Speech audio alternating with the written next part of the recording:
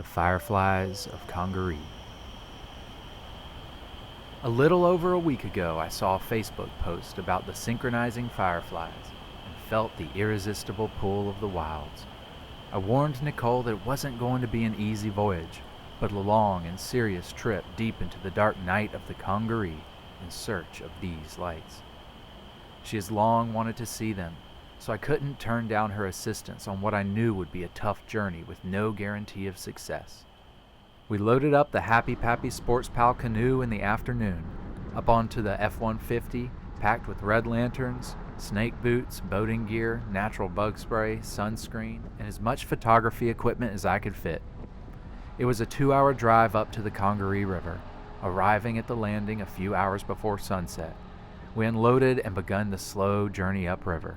The destination was about 5 miles, a segment of sandbars that are close to the last remaining old-growth forest. A specific track having never felt the axe of the timber industry, which also happens to be near an ancient Native American mound site. These locations are far from the walkways and trail systems of the national park, only accessible by river and going through the thickest of thick on foot.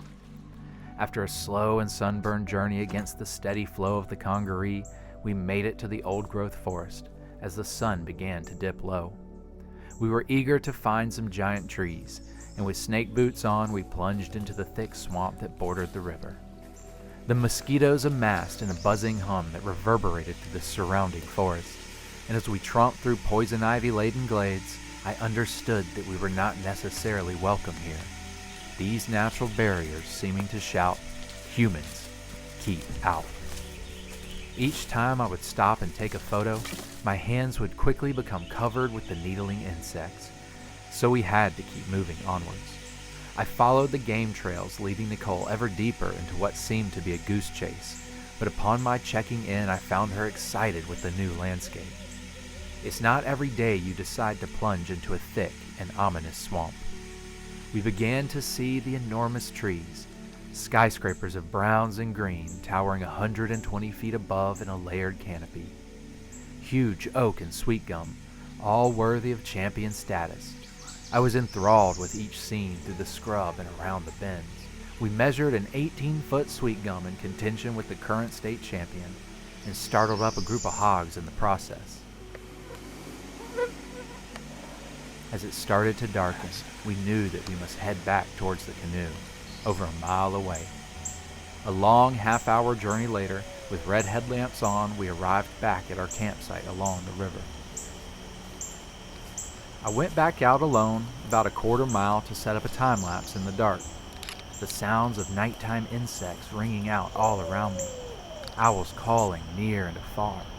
Slowly the fireflies winking brightly into the night.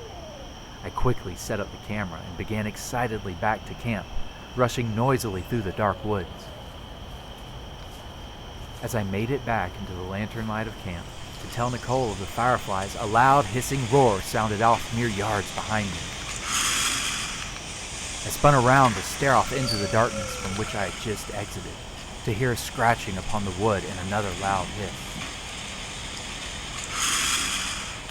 I turned towards Nicole, who was eyes wide and trembling, grabbed a large walking stick that she had collected and faced the hissing growls with my weapon raised. I began to grunt and bellow, stick raised as I walked back into the darkness to scare the beast away. Yeah! Ah! Yeah! Ah! A large shape could be made out on the edge of our lantern light, facing me in anger at the trespass upon its territory. I slammed the stick loudly against a nearby tree, yelling in a fashion that Nicole would later compare to that of a silverback gorilla. The beast hissed loudly once more as it attempted to circle around our small camp. Yet as I approached with my waving club, it finally turned and disappeared into the night. I went back to Nicole, who was terrified. She immediately told me that she thought it was a cougar, while I was thinking perhaps it was a bear. Regardless, I realized that it had likely been following me on my noisy walk that I had just returned from, stalking me in the darkness, and that I had one more trip back out there to recover my camera gear. We decided to stick together this time, and went back out into the forest to find my time-lapse camera. I myself was shaken, But now Nicole was far outside of her comfort zone. She was ready to get back into the happy pappy and head home from this mosquito and beast-infested wilderness. I was starting to regret dragging her out here on this muddy, scary night. As we walked with my club at the ready and the red lights only giving us a small range of visibility, I noticed the fireflies winking at us.